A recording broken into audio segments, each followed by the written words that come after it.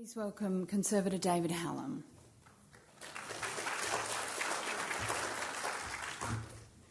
Thank you, Scott. I note with admiration Scottish heritage. Scottish heritage is one of those institutions that we in Australia should try and follow.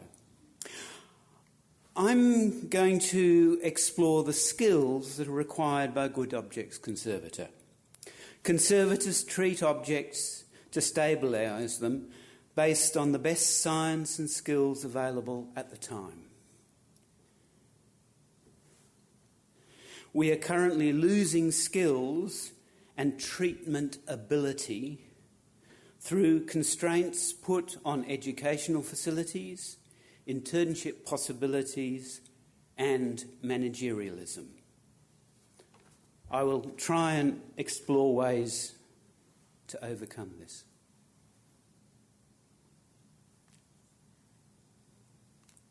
Oh, okay. Losing the edge, the risk of decline of practical skill conservation skills. This was a paper by Jonathan Ashley Smith of the Victoria and Albert Museum.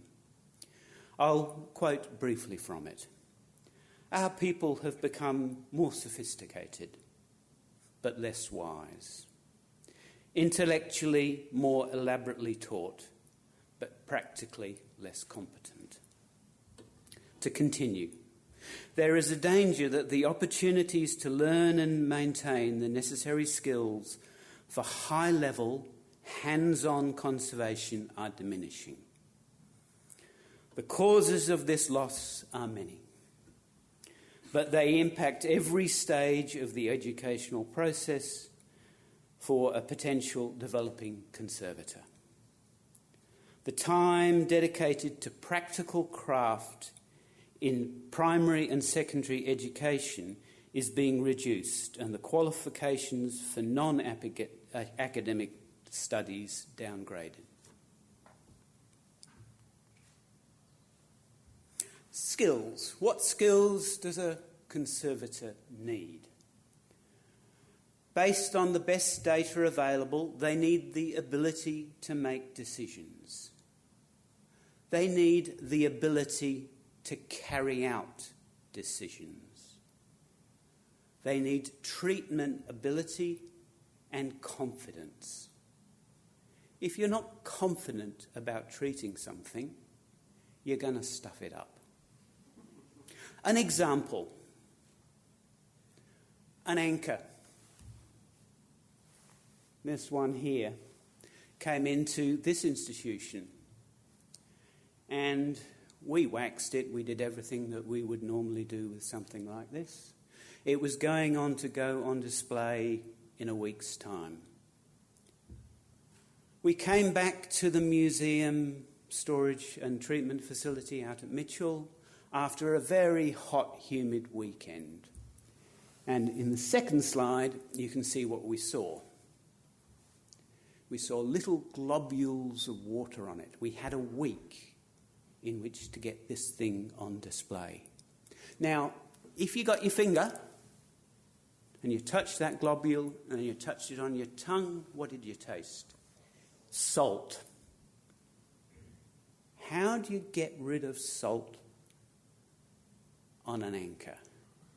Well, you can connect it up to electrodes and put it in water, and 5 years later, you've got a week. What does sodium chloride do when you heat it?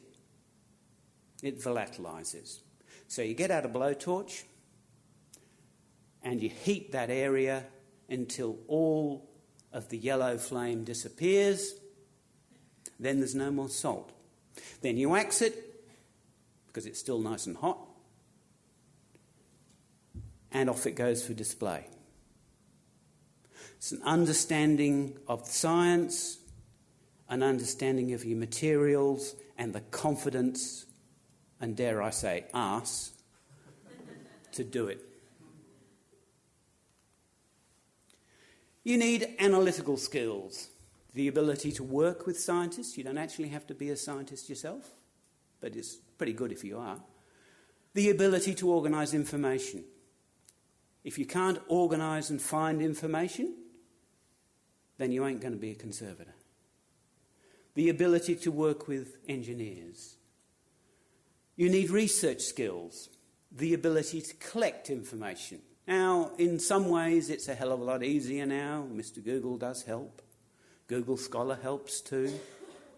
But you also need to know that books actually exist and that sometimes you need to use them. You need to understand how to experimental method development. And as again I said, you need the ability to work with scientists and the ability to work with engineers. Oh, that's great.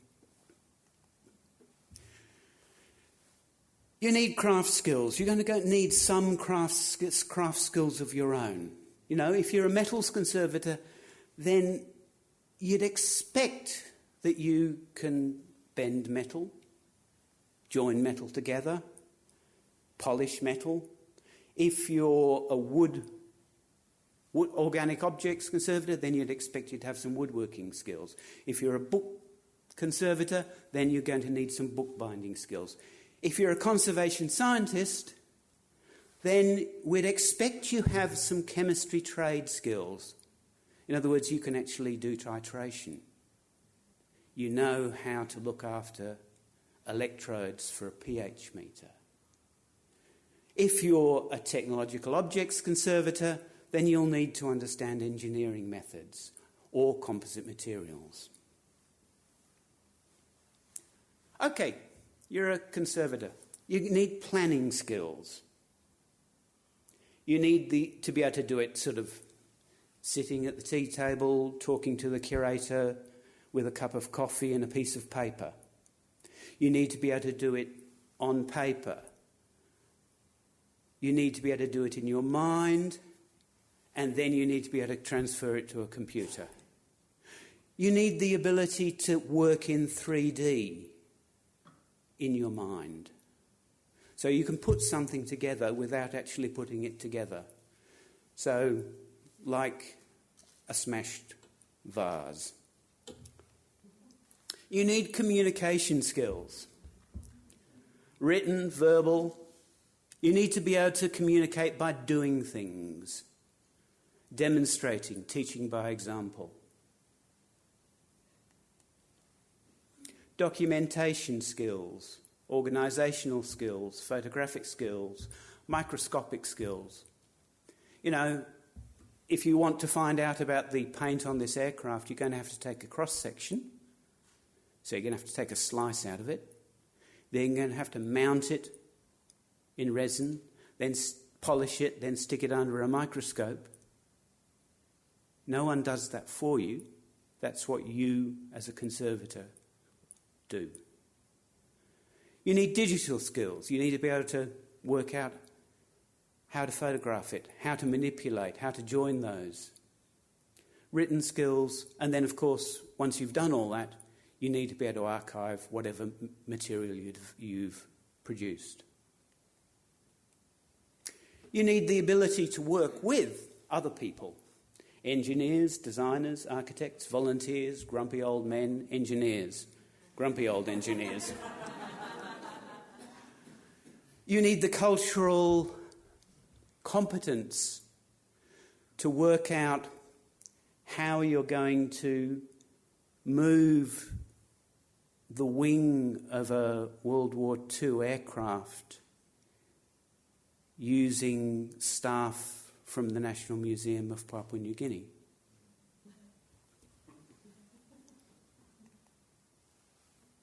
Degree does not make you a conservator, though. You know, training will teach you some of the theory. You know, you can get that at university. But really, the thing that actually teaches you is what an old physics professor said to me: knees under the bench. Time working with someone else. You can have all the formal qualifications in the world, but unless you get that time working with someone else who's already done it, it's going to be very hard. Your real training is doing stuff under guidance, repetitively. You need to have permission to fail, to screw it up, and then for someone to show you how to fix it. So you need to get it totally wrong.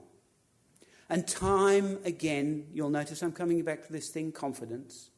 Time building confidence in your skills. Because if you don't have confidence in your skills, you're not going to be able to do it. What causes loss of skills? Managerialism. Managerialism contains elements of magical thinking, a messiah complex. It believes that if you have the right man in charge, success is assured. Managerialism believes that there is a distinct skill of management that can be applied anywhere. Managerialism imposes targets and discipline from the top down. Now, in cultural institutions in Australia, this has been one of the problems since the breakdown of the old professional officers system in the 90s, and it's been a continued problem through into the 2010s. Good management also knows that some things in particular respond badly to heavy-handed bosses. One of these is long-term work. Conservation is long-term work. Preservation of skills is long-term work. I'm glad to see that the National Film and Sound Archive is planning for preservation of skills. I don't think any of the other museums throughout Australia are, state or federal. That is such a pity. Conservation skills are one of the things that's a long-term work. Once skills are lost, you cannot just purchase them. They have to be reinvented.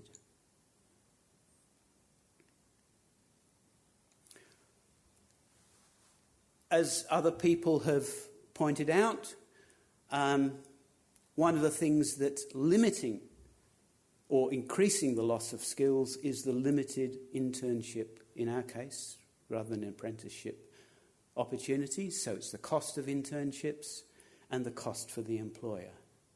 One of the other things that we certainly see is, if you've done a 3-year degree and then a 2-year master's, you're going to feel like you've got there. I mean, you've put in a hell of a lot of effort. And you hate someone like me saying, well, you're not actually a conservator yet. You haven't had your needs under the bench for long enough. So lots of people already feel qualified. Yes, I've got a master's. Well, whoopee, I don't. And the pressures from HECSTEP. How do we fix it? We need a professional will. So the profession needs to see what's wrong with it itself. Institutional will is also needed. Private backing. Change of the course structures. Change of the status of internships. Internships need to be compulsory and funded. And we need truly appreciating the conservation and heritage skills. Thank you.